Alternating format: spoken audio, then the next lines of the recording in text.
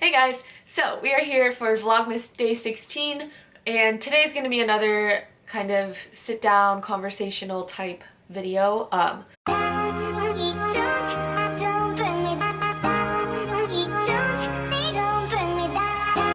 want to talk to you guys today about one of the big lessons, not really a lesson, but just kind of an evolution of thought that I went through in this past year since the year is kind of coming to a close. So this evolution is regarding change and stress. I want to teach you guys how to dance. And what I mean by this. So, I admit I'm a control freak. I'm a control freak. I have historically been a very stress-prone person. I'm kind of a mixture of type A and type B, but primarily I'm a type A person. I like routine, I like structure, and all of those things. And I tend to get very stressed out when when my routine is challenged, when my plan, I'm a big planner, I always try and plan everything out, and I get very stressed, or have in the past gotten very upset, very stressed, very worked up about when things don't go according to plan, when I can't let the control freak in me thrive and just have everything go the way I want it to go. And this isn't just a past year evolution of thought, this is like a lifelong evolution that I'm not perfect at yet either. Like I still get stressed, like I'm still a planner, I still get stressed about these things, but I've noticed it's been a lot less, especially as of late. So I jotted down some notes on this little sheet because I do ramble and I'm trying to make things more streamlined. But so I've always been really resistant to change, especially the older that I've gotten. Like I said, I'm a control freak. I like to have things the way I want them to be. I don't like when my routine is disturbed, and a lot of times change is a disturbance in the routine that you are comfortable in. And it's wild to me that like this bothers me so much because I'm someone that's very used to being uncomfortable, and like putting myself out there, whether it was in dance or in theater and music or now in fitness. Like I've always been the type of person to be in like somewhat uncomfortable and vulnerable situations, but I guess that was by choice. You know, I would there were times when I don't think I actually cried, but there was a talent show performance when I was in high school when literally I was singing a song about my ex, and he was there, so this was just really uncomfortable.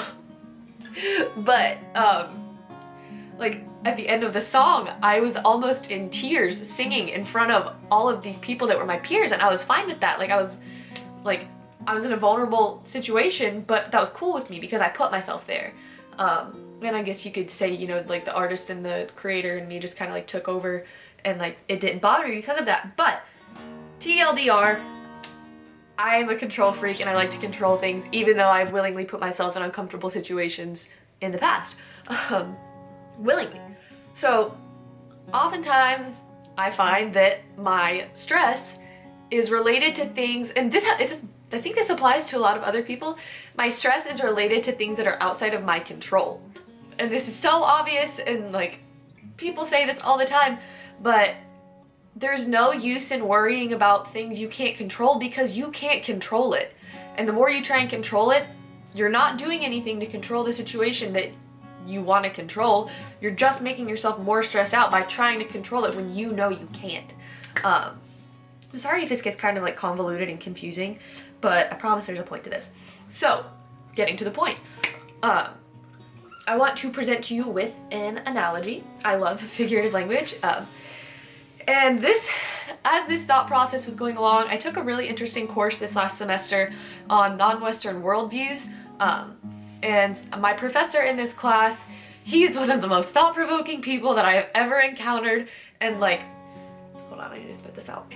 He's one of the most thought-provoking people that I've ever come across. He's literally that guy that's like this mysterious, like, you don't know everything about this guy, but this guy apparently knows everything about everything, and he just had like all these random facts. Anyway, so one analogy that he made in our class one day was how we as people view change a lot of the time in Western culture, which is the culture that I am a part of. So he was talking about how oftentimes we view change negatively. We sense a threat to our self-system that we hold so dear when things change. And we see this as a disturbance, we see this as bad, we associate negative emotions with change a lot of times, especially when that change isn't something that we ourselves have chosen. But he said, and God, this has stuck with me ever since he said it, think of life and change in life like music. Music is constantly changing. You know, whether the tempo is changing, whether the music is forte or piano or pianissimo, you know, the loudness is always changing, the notes are changing, sometimes the keys change, sometimes it goes from major to minor to something completely different, sometimes unexpected things happen in music. There's a constant ebb and flow in music, and that is exactly like life. So instead of viewing change as a negative thing, change is like music, and you just gotta dance, you know? And this really resonated with me too because I was a dancer, and so I could kind of contextualize that, like, okay, yeah, the music changed all the time when I was dancing, and I was taught to move with that. So that really resonated with me, like, I've done this before. In a literal context, let's apply it to a figurative context. So a couple of things here, just like 4 points that I want to make relating to this dancing analogy.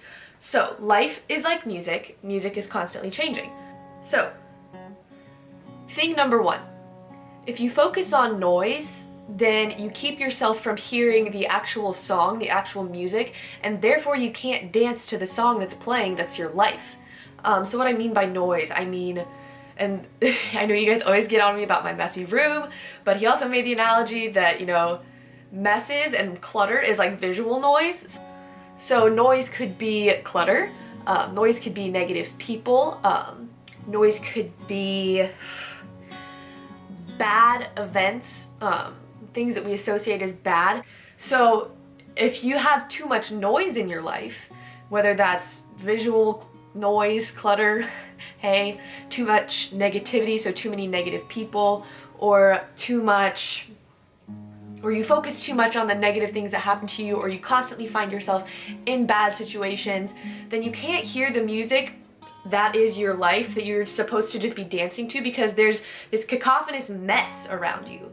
So you have to eliminate noise in order to be able to hear the music.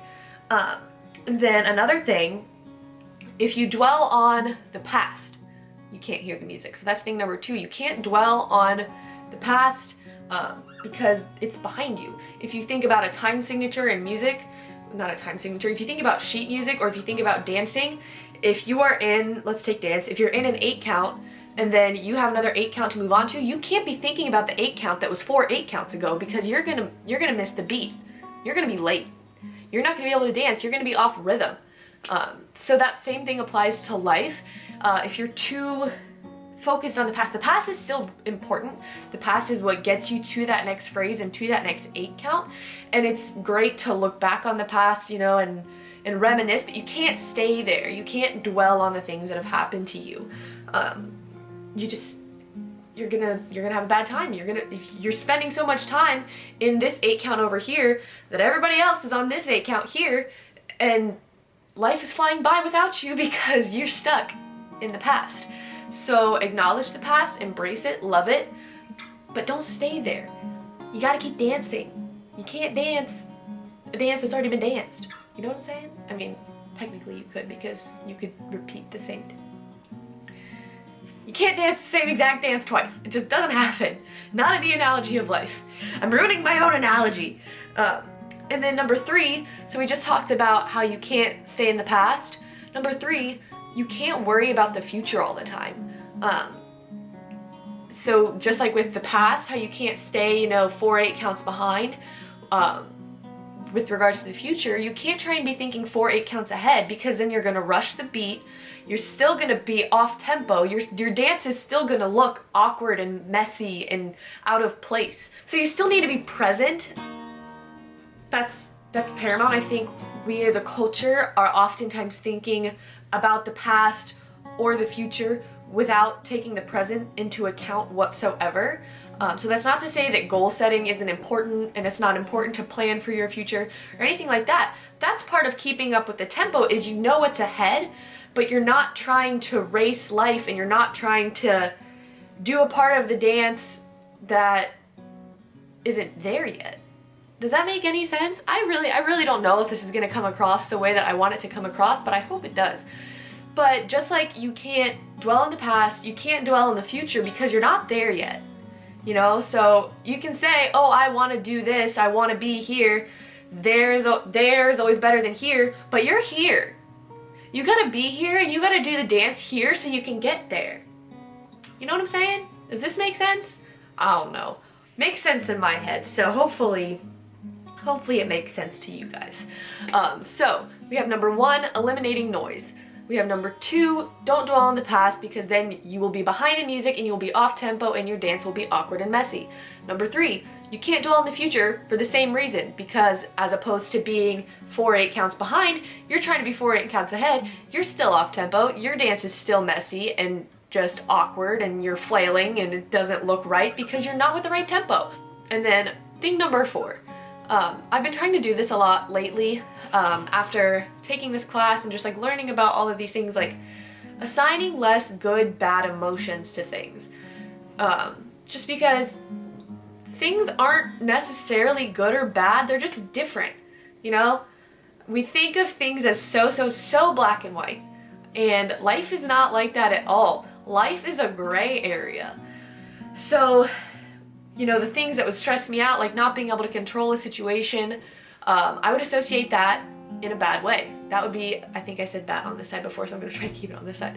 You know, assigning bad or minus emotions with things stresses me out. And then the things obviously that have positive or plus emotions associated with them are pleasing. They make you feel better. But if you are constantly like being pulled between these good and bad emotions, there's this constant tension. And if you have constant tension in your body, you can't dance physically. If you have constant tension in your mind, you can't dance figuratively.